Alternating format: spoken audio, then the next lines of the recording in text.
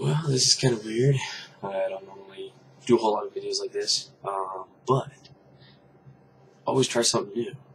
So, my name is Travis. I'm the guitar player in Schecter Blackjack End, the local band here. Very local. Just trying to, get our stuff out. Anyway, that's the point of stuff. I thought it'd be fun if I just kind of show you my guitars. Kind of do a slight review as well, because there's not a whole lot of videos out there for the particular guitars that I have. And also, it's fun and bored. It's always a good combination. Then I always want to try to do the editing stuff that a lot of you guys do out there. So, without further ado, moving on to this is the Schecter Blackjack SLS C-7 in the blue. This is the bad boy here. We like that nice blue color. It's actually really incredibly thin. Ebony fretboard, also very thin. I believe they say it's 19 millimeter to 20, which is 1 millimeter smaller at the 12th than the Ibanez Wizards. It's actually really kind of cool too, because even though it's gloss finish, the neck has a satin finish all the way up to the head. And oh my god, I wish like all guitar companies came out with this satin neck design, because it definitely makes the difference. Let's see what else to talk about. It's got the locking tuners, which are always nice, and actually really good. They hold in place. I haven't had any tuning problems. They are Schecter's design, so who knows who the OEM factory that makes it for them, but I'm pretty sure you can Google that afterward. The only one thing I don't like, 2 volumes.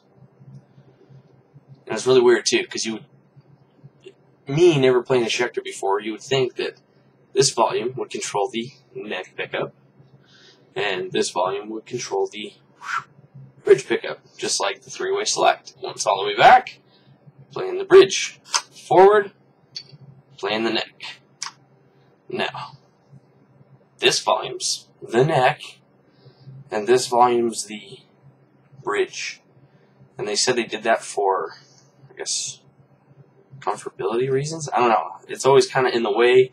I almost kind of wish this was gone, and the 3-way switch up just a little bit further, just to make it a little easier to switch back and forth, especially if you're doing solos, if that's your thing.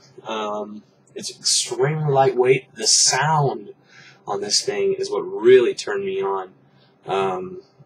This sounds amazing, especially when I play through, I've got a 6505 Plus head, and I run it through a full-sized Mesa cab. Don't worry, we're going to get past all the boring shit, and I'll figure out how to edit this out, and we'll get the chugga-luggin'. Yeah. So, moving on.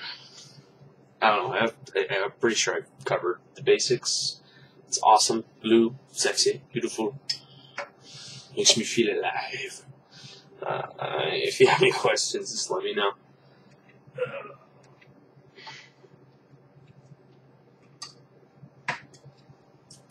Next. This one's my personal favorite, to be honest. I love the Schecter. It's great in its drop G tuning, which is what it's at right now. But I gotta say, my go-to 7-string guitar that I have is the Alex Wade edition, ESP LTD AW-7. This thing is amazing. I love the headstock. I love the neck. I love the shape of the neck. I love the feel. It also has the locking tuners. That's a good view. These are actually the ESP designed and manufactured locking tuners, because they also are an OEM company, so And that's probably who made Schecter's too, because Schecter, yeah, I'm probably wrong. I'm going to get flamed. So anyway, moving on. Sidetrack. So anyway, I love the design. I love that it's based off of the fender. And I'm actually kind of mad. It's hard to get it real good in this lighting of the finish. It's a blood red on black. See-through finish. Gorgeous, I might add. You'll notice the subtle difference here, but I'm not rocking the stock DiMarzio deactivator 7s that normally come with the AW-7. The reason is because I prefer Seymour Duncan. That's just me, my preference, my opinion. It gets the sound I desire. It's also on my Schecter C-7. Anyway, I think that the wood, in my opinion, is probably not the greatest for those passive pickups, in that the wood's already kind of dark and has a more bassy, warmer sound, I guess, to it anyway. And then when you throw on those deactivators that are dark and gritty, it just kind of sounded muddy and not quite the same punch I was looking for. Some of you guys may think, holy shit, these are awesome, but that's why I'm my guitar player for Tragic End, because that's what I like. That's the sound I'm going for. So I put the phase ones, because they're the only ones that fit, into the passive, stuff. You guys are guitar techs, you know. This one also has the ebony fretboard. Oh, that's right. Both the Schecter and this one are mahogany body with the the neck-through bodies. So, tone for days. I love it. One of the greatest things I also like on this guitar is the bridge. I love these fixed bridges.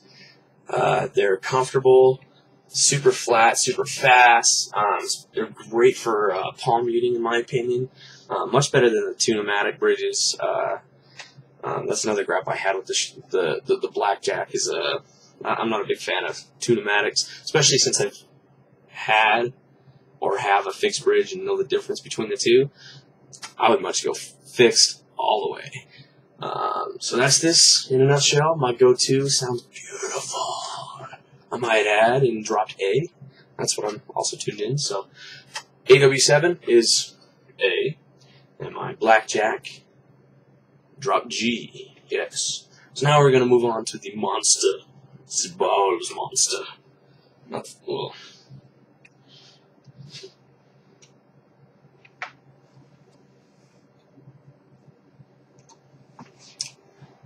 This is my first. Never had one before. 8 strings of pure metal magic. Yes, this is the Ibanez Iron Label. This is their new, I guess, all metal designed guitars. Yes, it is made in Indonesia, if anybody is curious. Honestly, this is also my first Ibanez guitar, so I don't really know a whole lot about them. But what I do know is that the Indonesian guitars are, much like the LTD guitars, are kind of low on the totem pole. Not quite Chinese, but like a step above. You're going from top ramen to cup of noodles. So I've been reading. It's not necessarily my opinion. And then, of course, you got the South Korean-made guitars, which are slightly better. And then, of course, the Japanese were just like, oh my god, these are amazing. So, just going off of hearsay, that's what I'm hearing. That's not my opinion.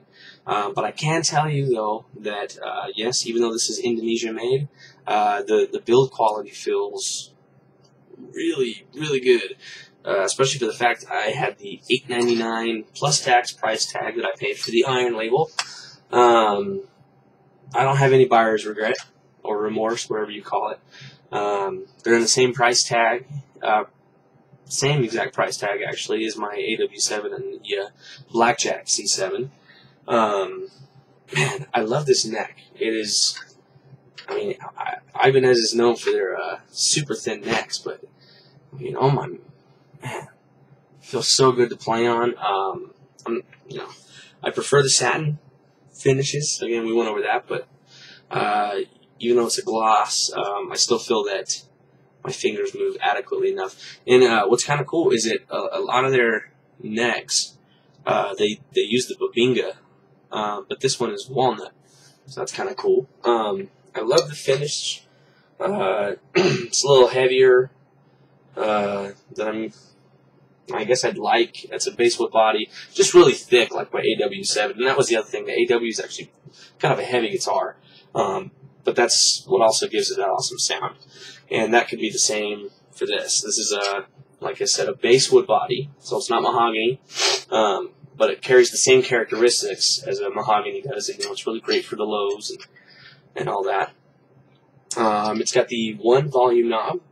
You got your three-way select here, and then a kill switch. And I'm a nerd, yes, and all of my guitars have my logo on it, but I made it, so I was like, where do I stick them? So I stuck them. They're mine. Anyway, love the bridge. Love the bridge. Super smooth, flat, easy, just access, amazing. Dislikes. You see those? Yeah, those are called windings. You see that? Or yeah. Oh, here we go. Yeah, non-locking, winding, pain in my ass. Fucking takes forever to get these things tuned. I like those locking, so I'm gonna replace these. I'm gonna take them out. I'm gonna put in a pair of or a set, I guess you would say, of locking tuners. Found some nice Grovers in black. 4x4. It's going to be nice. The other thing I'm not really too fond of are the EMGs. Yeah. Used to love them. Used to love them.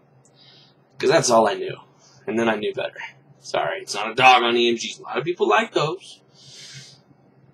A lot of very well-known people are even playing on these same EMG 808s. I don't like them. And you know what? I'm playing my guitar, so boom! I'm pretty on life and music. I'm also a nerd. What to talk about this thing? I'm just goofing off at this point. Really cool guitars. I love it. I kind of wish it was an ebony fretboard. Instead, it's a rosary. Again, preference. It still looks amazing. I love the fact that there's no dot markers or inlays on the fretboard. It's all on top, just like the other guitars.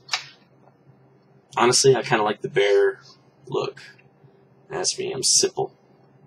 Yeah, I believe that's it. I'm going to make a part 2, or I guess I'm going to edit the chugga-lugga in the... Peace.